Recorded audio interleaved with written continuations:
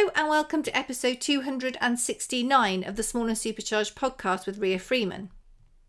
On today's Small and Supercharged podcast, I'm joined by two fabulous ladies I am lucky enough to work with.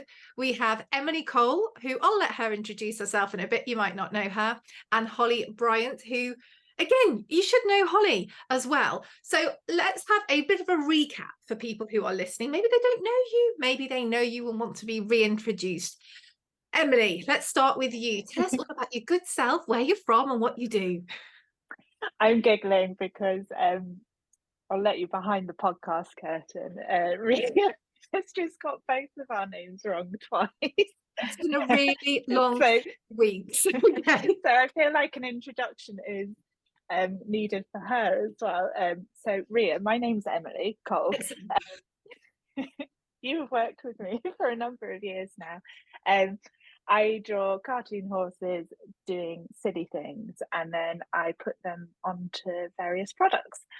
Excellent. I think it helps. It has been a very, very long few weeks. And anyone listening to the podcast knows that I've done the last 4 as solo episodes myself because I have run out of time to torment anyone. So actually, this feels like a reintroduction to interviewing people.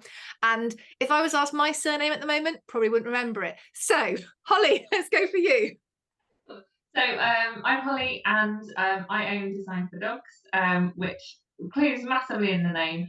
We make a range of products focusing on dog bedding, but also a number of accessories for dogs. So everything from a variety of beds to blankets and settle mats and that kind of thing. And we design and make everything in-house. And we are also in Lincolnshire, about half an hour away from Emily. And I mean, as you know, if you know me and you've seen me on any photographs, or well, basically my office is probably about 95% Emily Cole, and Indy has a picnic pad which she sits on in the house proudly. It's very much her thing. So I'm very much I absolutely adore both these ladies and their product and what they do, and it's really exciting because the reason for today's podcast, not just as an excuse to chat to these two, which I take anytime, is because they have recently launched a really, really cool collaboration, which launched at Burghley actually, so not all that long ago, and is just launched online. So I don't know who approached who about this, because I don't know who to speak to first. I can't remember. Because obviously we've kind of met through your group, through the Small and Supercharged groups. And I can't remember, we'd actually got in touch probably like 2 years ago now, I think, about working together, and then we were both like really, really busy, and just kind of, it seemed to just fall by the wayside. And then we got back in touch again this year at Bramham, wasn't it? So it was Bramham this year. We were actually at, like, our stands were opposite each other. Emily came across for a chat and was like, "Are you interested in working together?" So I was like, "Oh my god, yes!" So yes, that was really sort of from June this year, I think, that it's all kind of really got going. Yeah, I think it was I think it was a classic case of overthinking on both parties, because we had touched base with each other, like you said, a few years ago. Actually, I don't, it might have been longer than 2 years, because COVID's done that weird time warp to me. So I feel like it was pre-COVID, but you know, who knows? And you know, as life does, it just happened and got in the way, and and when you're running a small for a while, so many things on the go at the time, isn't there? Just juggling so much. Yeah, all the things. But yeah, I think we've both got to the point where we're like, oh, I think I've left it too long to like restart this conversation. And I remember saying, I think I was with my friend Carla on the stand. I was like, I feel like I need to go and say hi. I'm pretty sure it is Holly. I'm sure it's Holly. Anyway, I put on my brave pants and like walked the 5 meters across the aisle to go say hi. And I was like, hello. And then yeah, we were both like, oh, I thought we had left it too long, and realised we were both meaning to get in touch. But I'm both like still really keen to do something. Like, I love Emily's designs, and also I had been looking for like a new but really cool print to bring in to introduce to the range, something different from everything else that was out there. So I knew I wanted something, and couldn't quite find what I'd not been looking heavily, but been keeping my eye out for things. And people often ask for, especially like a doggy print, and some different dog prints, so that we only do like one at the minute. because it's, for me with the products we do, it's partly the right kind of looking product, the right looking fabric, but it's also then getting the right quality. So some of the prints that I kind of liked weren't like the right quality fabric, for example, and I didn't have a lot of control over that. But like Emily's prints are obviously absolutely gorgeous, really unique, and then because they already get printed in the UK, there's options with different fabrics, but what she already has printed is just a really, really good quality fabric. So it's like absolutely perfect. So how does it work with fabric for dog beds? Because you can obviously go into dog shops, pet shops, and buy super cheap and cheerful dog beds. They will probably last, I don't know, a couple of weeks, depending on how your dog behaves. I'm sure I've had products for Indy that when she was a puppy that lasted about that long. And you can obviously spend quite a lot of money on a dog bed. What are the factors that determine that? So there'll be things like obviously where it's made. Some of the very cheap ones will be shipped in kind of abroad and made en masse, and then a big factor of that is going to be the quality of the cover fabric, the inner materials. So I mean, obviously I did a lot of research before starting the business, and then products have been developed over the years. So for us, there is like a minimum quality of fabric that I will use, and I won't consider anything else because it just won't withstand the use by dogs, like even gentle dogs. But if you get a Labrador, like Emily's got, or like Ted, the studio dog, he's a big boy. Absolutely lovely. He must weigh quite a bit, and he wouldn't have to be rough with, say, a thin cotton for it to tear. So it's got to be, really, really good quality, strong fabrics, washable, and that they last. The print lasts well. Made to like a really good standard. We're looking for things like a certain type of, with cotton, like how open the weave is or how closed it is for dogs for getting claws inside, all that kind of thing. So once you get a good quality fabric, obviously that does make it a bit more expensive. And then the inner cushion, in the UK, there isn't actually a requirement for your dog bed inner cushion to be fire retardant.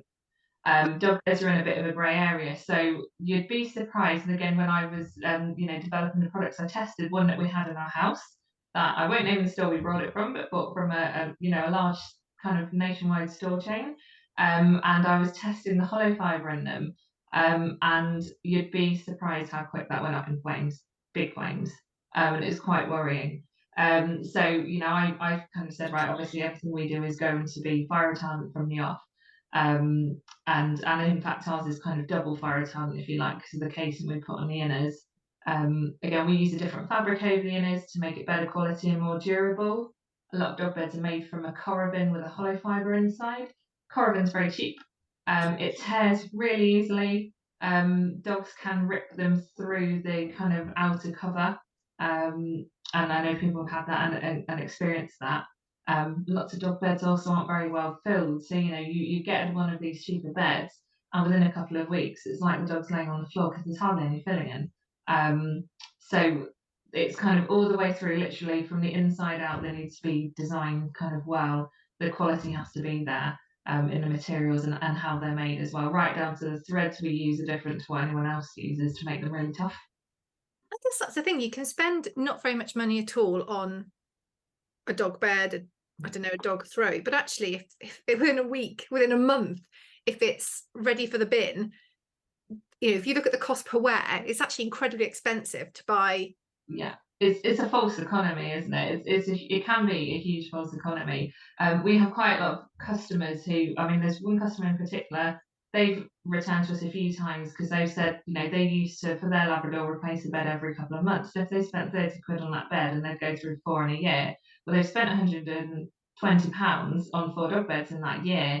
So actually, ours that lasts them several years, then in the long run is actually, much more cost effective. And we have customers, we've been going since 2017, and I've got customers that are coming to us that bought in 2017 and 18, and they're only coming back this year to get another bed because they've got another dog, for example, and the first bed is still going strong. It's been a really good kind of testament to the standards and what we're making, and the quality of it all, and that they're coming back and, and we always joke they're too good. They last too long. And I imagine from someone like Emily's point of view, because I know the amount of effort and energy that goes into the sampling of any product that Emily does. You know, you don't just go, actually, I quite fancy a wash bag, just crack on. It is, what is the zip like? How thick is the fabric? Does this kind of attention to detail, when you were thinking about working with Holly with a dog bed brand, was this a factor for you? Yeah, I mean, we've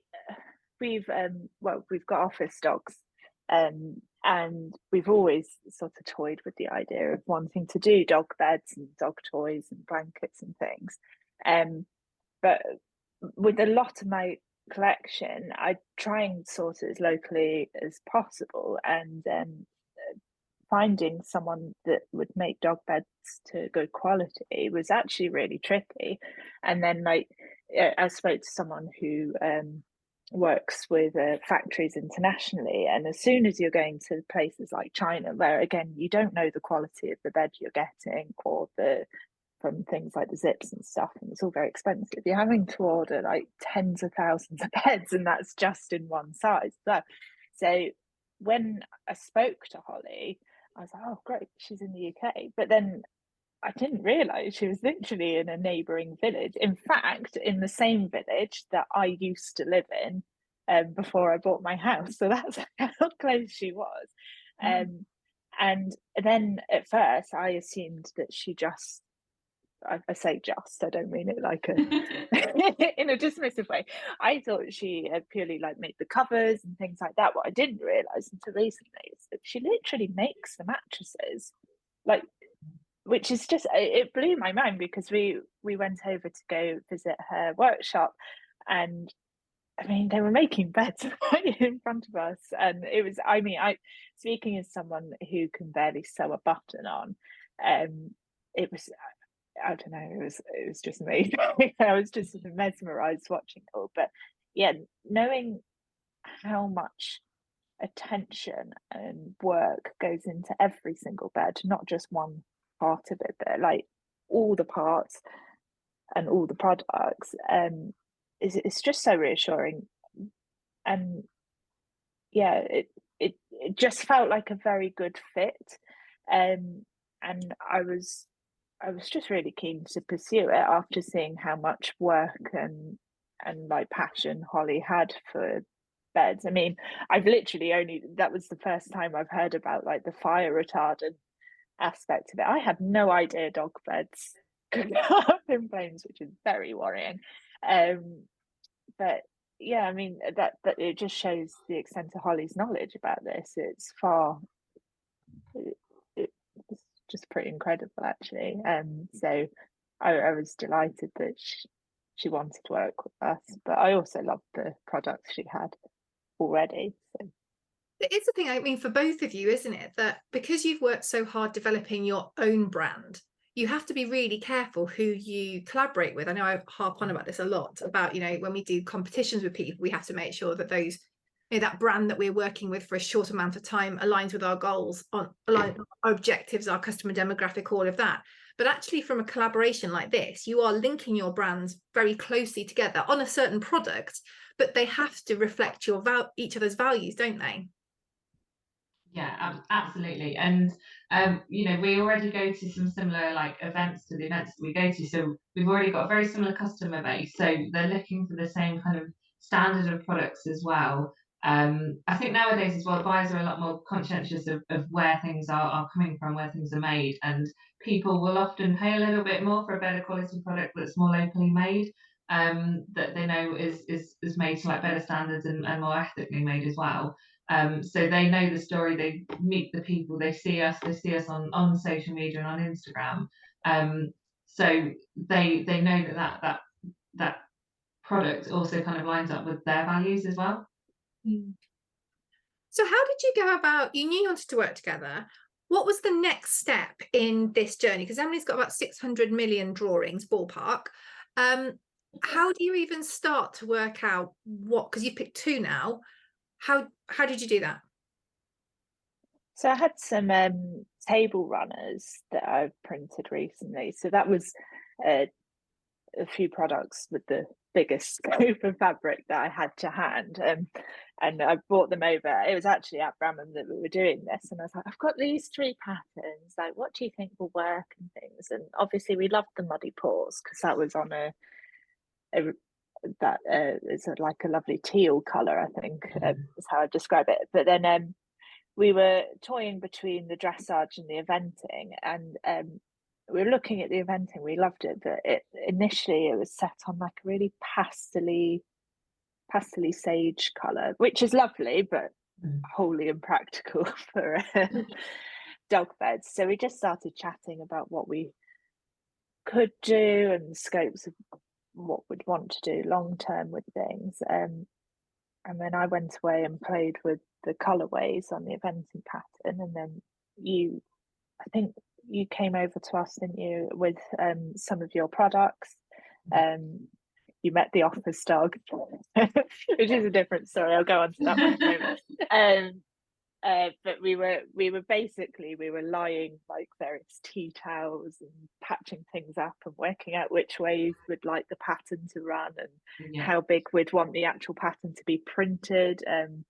Because obviously if you get like the individual characters printed quite large, you have less per bed. So we're working things out like that, and then we got just went ahead and also I did a couple of toys, didn't I? A couple of test toys and a table run. Oh my gosh. Oh, you did, yes, I remember because that I sent you back with conversation. a table runner.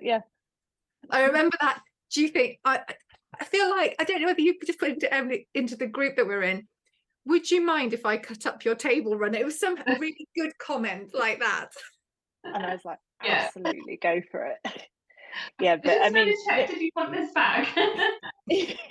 I was like, no, the dogs will love it.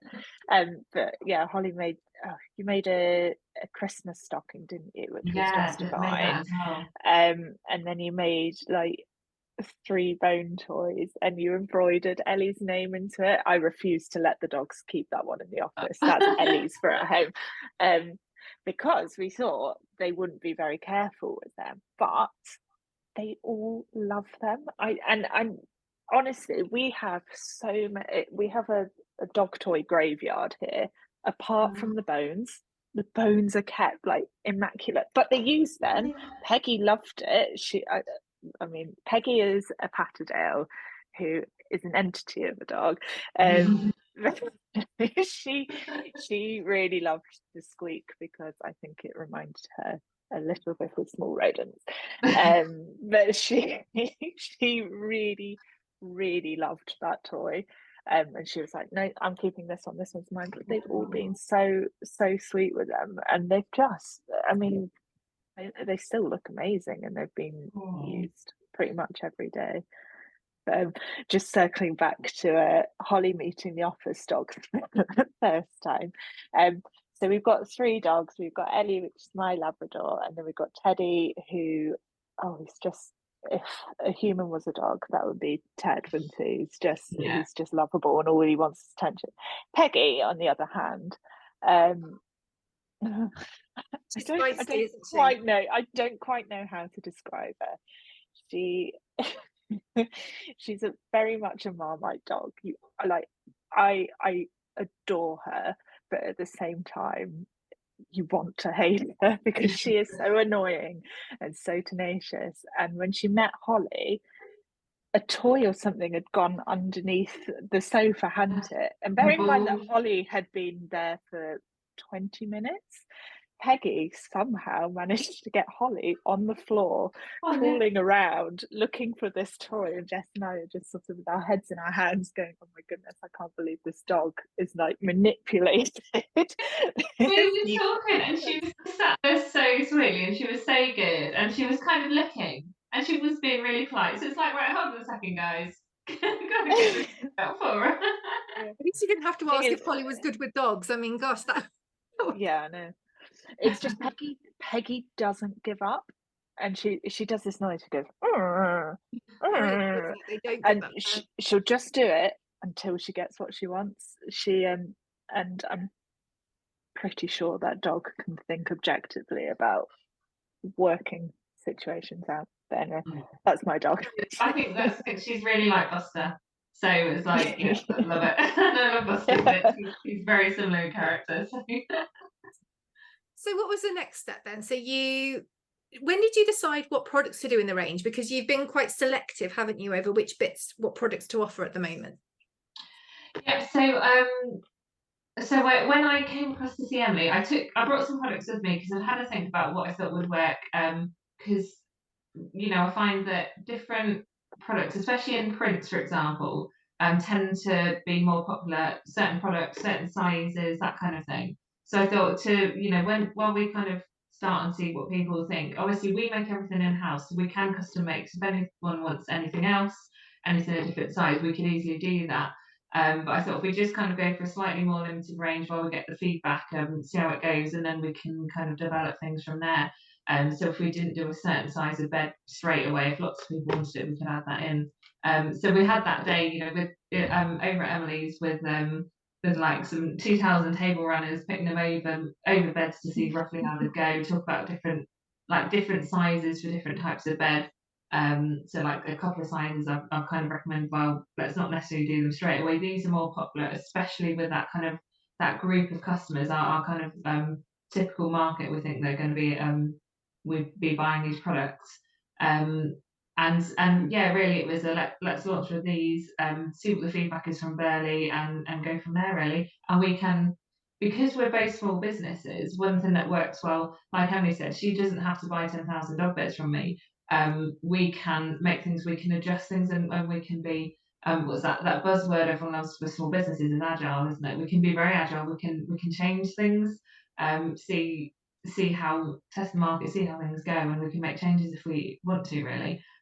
There's not going to be wastage because there's not 10,000 dog beds. We can small batch, we can make to order, and we can just adjust it how things go and with what works best for both businesses.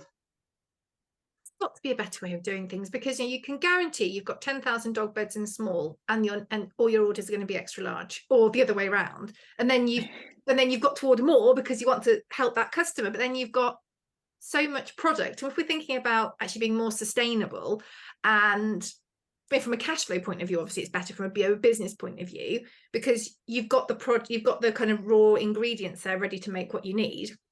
You can make it exactly to your customer specification, so they can have a really bespoke experience, whether they want it embroidered or whether they've got a strange size. Because I know you do dog beds that are like the size of, what's the biggest dog bed you've ever made? We've done a couple that are about 2 meters. 2 meters long. I mean, Yeah. significant. You don't get that on the shelves anywhere, do you? But at least you've got that flexibility that you can make it to anyone's, if someone's got a specific space they wanted to go into or whatever. And I just think it is the way forward, and it does give that much more personal experience. I think you can have exactly what you want rather than having to compromise, because if you are paying a fair price and you want it to last a long time, which I know your beds do, like, it makes sense to have exactly what you want, doesn't it?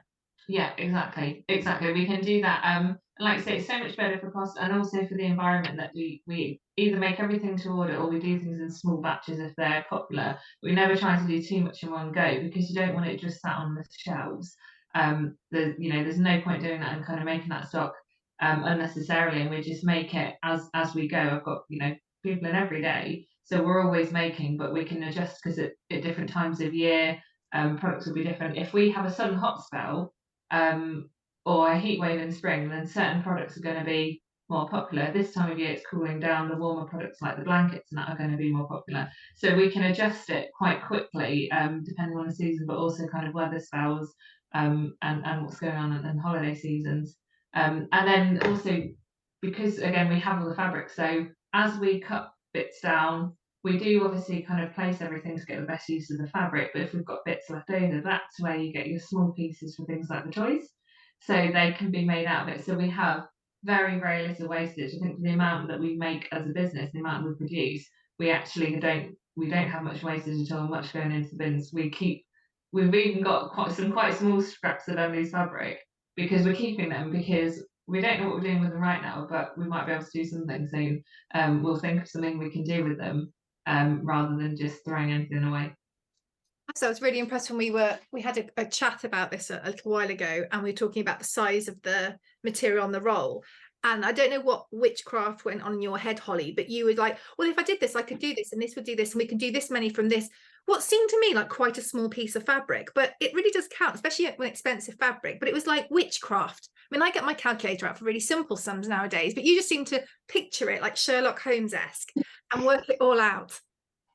Yeah, how it all will fit. I've been doing it a few years now, so I guess it's like how it will fit exactly the width of the fabric roll, because they all vary slightly. And actually, like when I was at Emily's that day, when we were looking at the print size, at the image size, that has a big impact on what we're cutting on the placement, how it all sits together, how it looks. So actually that was quite important looking at it, because obviously we wanted to print out one lot fabric, not two lots. We wanted to print out one lot, so something that would look good on a big dog bed and something that would look good on a toy or a stocking. So getting that right size that we can use across everything, again, because otherwise would have been more wasteful, would have had to do more kind of printing like this, muddy paws bigger, muddy paws smaller.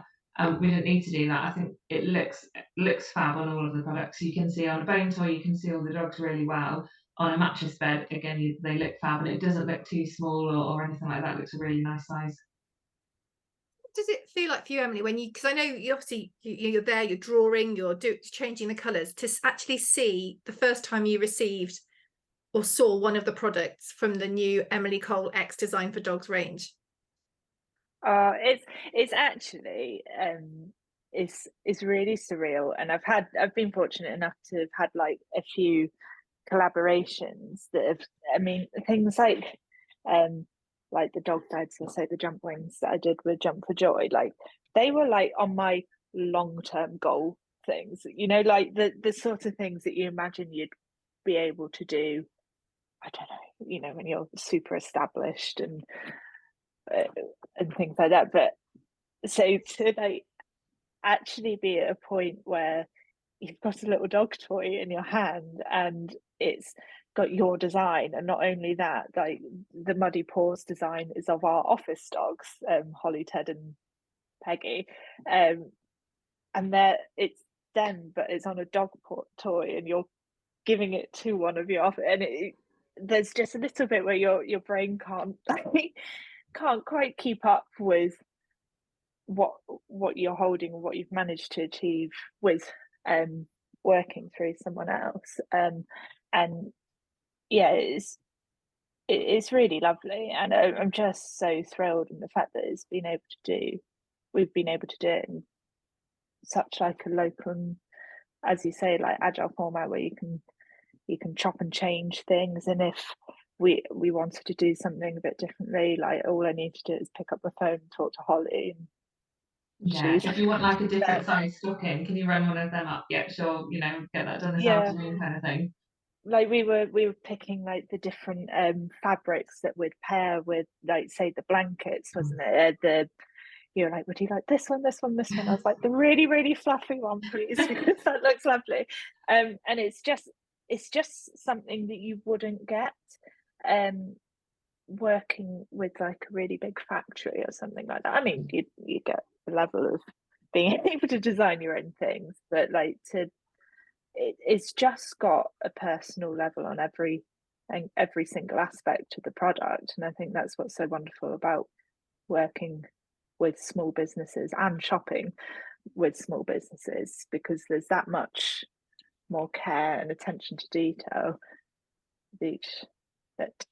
Yeah, if you want to get things made for you, because I've previously had bits of the beds like the inner cushions right at the start made elsewhere. But when you do go elsewhere, it's really difficult as a small business, even in this country still, to work with other kind of, especially manufacturers, because you kind of more have to fit in with their products that they're already doing, their quantities, how they make them and what they do, rather than being able to kind of get what you want. If they are able to do something more customized, generally there's really long lead times. It's very, very expensive to do and quite difficult. And we also had a lot of kind of quality issues, which is actually why we ended up doing so much in house, so that we could be sure of of the quality of it. So although there's more being made in the UK, there's actually a long way to go. But it's great there's so many small businesses coming up and about now, because there's quite a jump, I think, between smaller businesses and then the kind of mid-scale manufacturing that doesn't always work so well together. So if you can find other small businesses to work with, it's just absolutely brilliant. Do you think you've learned anything from this in terms of, I know Emily was saying it was one of her kind of things for the future that would take her ages to get there, and she felt she'd have to be a lot more established. But has working with Holly, has kind of sourcing, like, look, I guess kind of breaking down those preconceptions of you had to be X size or you have to go to someone that does Y to allow you to get where you want to go. Have you sort of learned anything? You say no, it's going to be a really, really rubbish one. Especially with Holly sitting on there. Cool. What am I trying to say? I mean, yes is where I'm going with this, Emily, I'll be honest with you. Yeah, I mean, it's obviously yes. I was formulating my answer. I think so like I think what I've learned is to not like put limitations on your goals, and yeah, all you can it's a case of, I think we need to get better at trying doors, you know, like if you knock on a door, if it opens, what you can walk through it, and like if it doesn't open, that's fine, you move on, like, and not, I think it's a degree of like not being too proud. Yeah, it's a bit like if you're struggling emotionally, you can talk to friends and ask for help with things like that, and it's the same in business. And if you're struggling to make a product a reality or achieve a certain goal, asking for help and working with other people, I really think is the way forward. And I don't think I feel like more credit should be given to it when we see these collaborations pop up, because you're putting, I mean, in here you've got an illustrator and a dog bed designer. Like, I mean, I could probably draw a dog bed, but I wouldn't know the first thing about making one. Like, I mean, it would be terrible if I actually tried to sew one myself. I really want to have like a dog bed challenge. I now want to get Emily to your factory, Holly, and like you can like challenge each other to make a dog bed. I just think it would be. But I can guarantee you now, if it involves me drawing, I will. Yeah, I will. If Emily made a dog bed, you would definitely make a better bed than I could draw. I'm terrible at drawing. You've got to do this. We've got to make this happen. Emily, I mean, I'm quite good at teaching people to draw, so I mean, it'll be fine.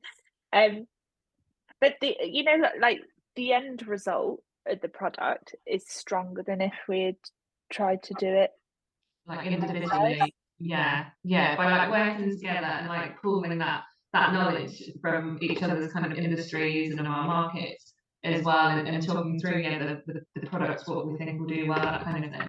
And like you said, I think you know, there are often opportunities. It's a bit too easy to kind of go, oh no, like, you know, I'm not like walk through that door, but actually you just got to say yes and go for it. And like I say, you can always kind of, you know, if things don't work out, change your mind down the line. But sometimes it's scary. You think, oh, is it the right time? But actually, like, don't do it. Just, you know, just go for it. Just say yes. Give it a try and see where it goes. Yeah, and I just feel as well with small businesses, particularly, like you two are such a great example. Emily is really, really good at what she does. I mean, she's here now, so I've got to, you know, I don't want to blow a trumpet too much. But equally, Holly is really, really good at what she does. So it makes sense that when you work together, you come up with something really, really good. And it is finding those people, looking at to make sure that it does reflect your brand well. And I think also kind of dealing with those preconceptions that you have to get to a certain size or things have to be done a certain way. You know, if it was, well, Emily was thinking she wanted to do a dog bed, that means she'd have to go abroad because that's the way that people do dog beds, and therefore this would have to be involved and it would cost this much and this would be the lead time. Whereas actually, if you strip it right back and think, well, what do I actually need and how can I achieve that? It's not always the same answer as what others do, or what, it's not even best practice, what's common practice or what we believe is the way things are done. Yeah, I think like in reality with like big businesses, when they get to a point where they've got like a whole team of people working for them, they'll be hiring consultants and hiring people that know about design and know what's best for this and this. So like, why shouldn't we take the same approach with working with people that know what they're talking about, instead of being like very bullheaded and stubborn and determined to do it just by ourselves, because then we can take full credit for something that might not be as good as if we just asked to work with someone in the first place. I think so. In answer to my question, Ria, it's taught me a lot about being open to working with other people and businesses in the future, because I mean, I feel like the products we've made, I'm just so delighted with them. They're so gorgeous.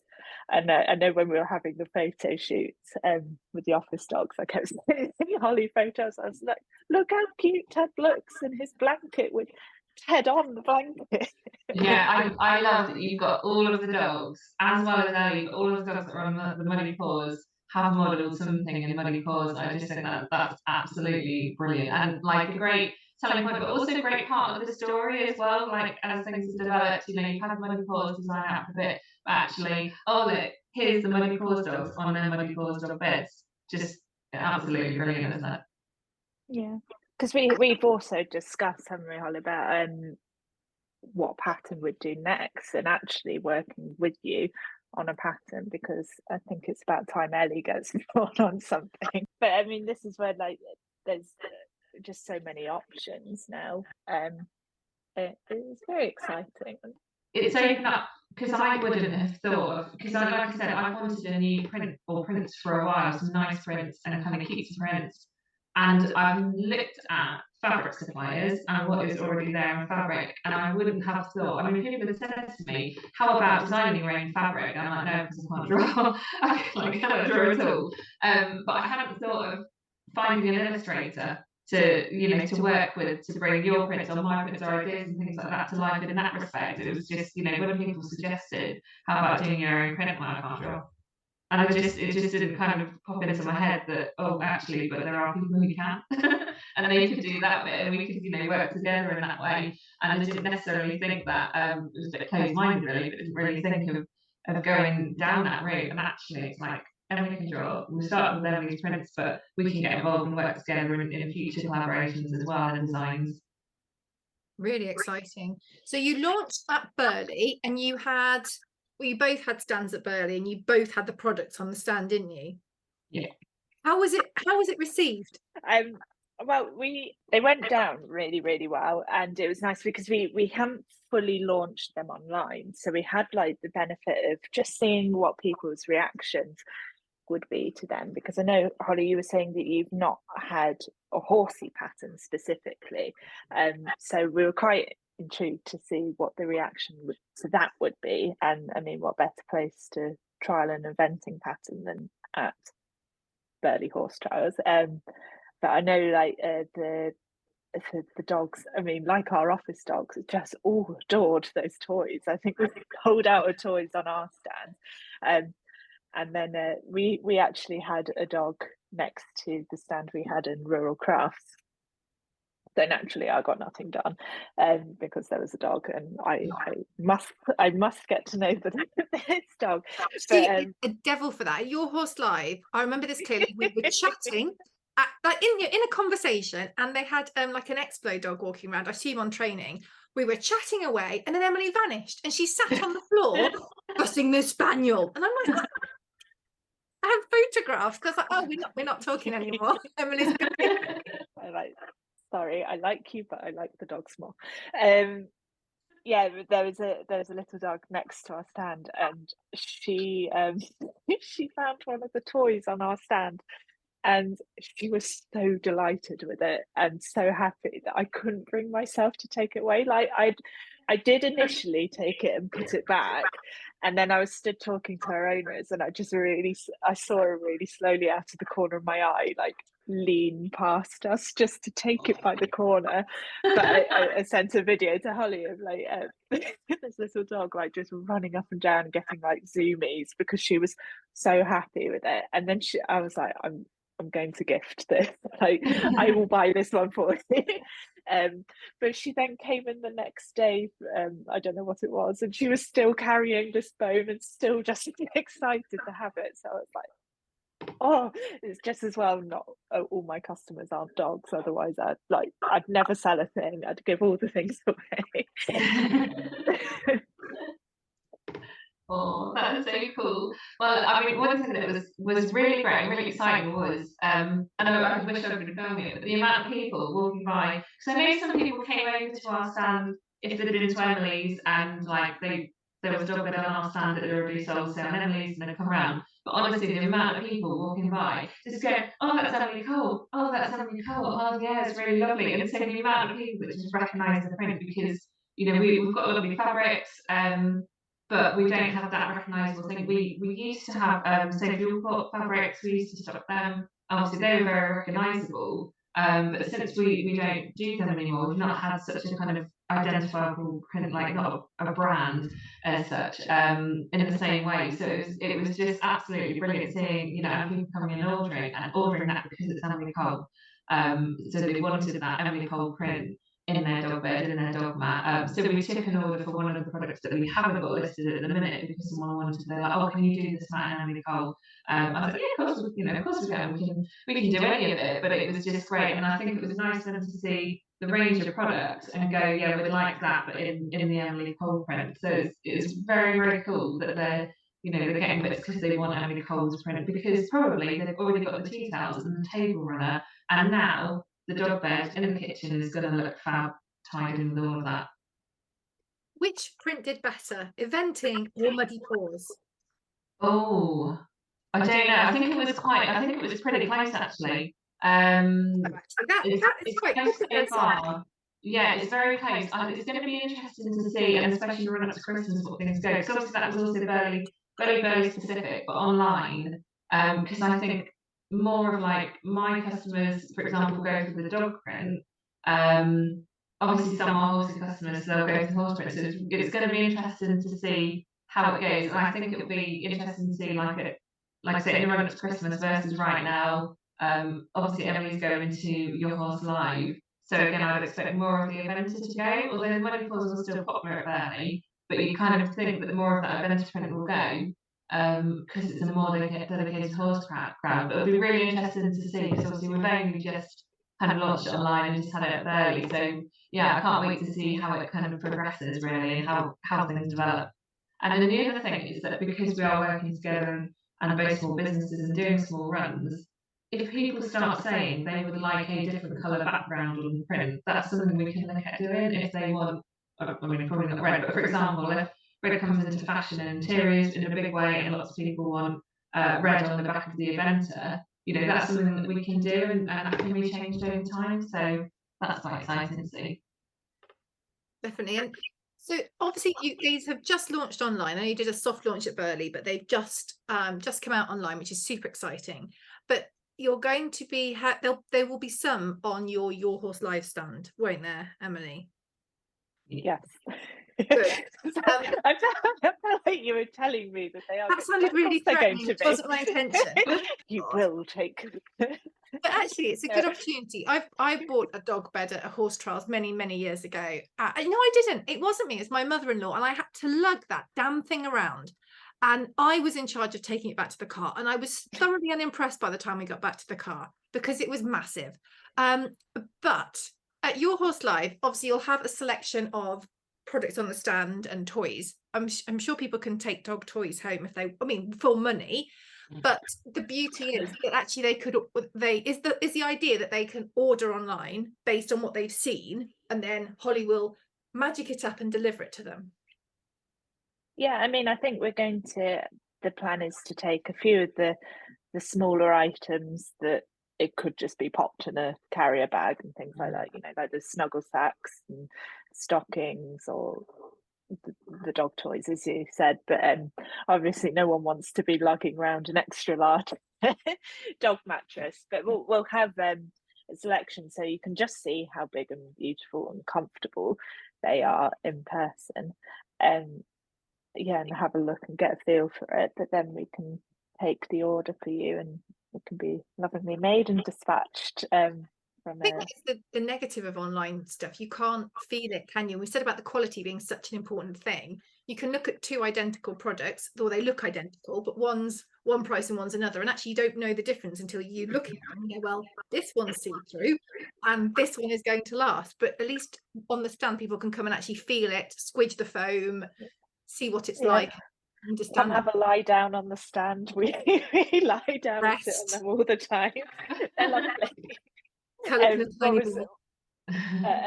At Burghley, do you remember that hound that was determined to get into the small-sized den bed? I mean, it did manage to fit, didn't it? But it's sort of, you were saying like it's often the little dogs like your terriers and things like the den beds, but then you were saying like pointers, but it's quite like cutting up. But yeah, I think that one was like determined to get in a medium or something. It's like, oh, yeah. I mean, he managed very well, but it was the speed at which he ran into it, because he was like, yep, that bed is for me. Like, I want that bed.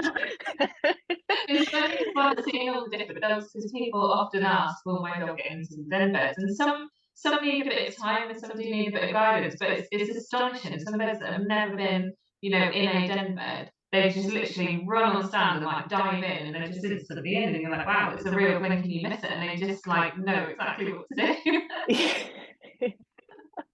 And then it's great because normally the owner's like, oh, I better get you that. You kind of have to when your dog's in it, don't you? Yeah. I mean, who can say no to their dog? Exactly, but it's chosen its own bed, it's in there, refusing to get out, doing the puppy dog eyes at its owner. Who can say no? You put treats at the bottom of all of them. Do you sew like liver into the back seat? No, they're easy. They're just like Gabriel. Oh no, I know that. I mean, it's a brilliant sales tactic. Yeah. Don't try that on your stand, Emily. Sewing liver into wash bags is not going to be the one, okay? I mean, I've got to get that dog to come back. So people can come and see the beds at Your Horse Live, and then they can get them online anytime. Is it best to get them from Holly, or how is it working with where are people buying them from?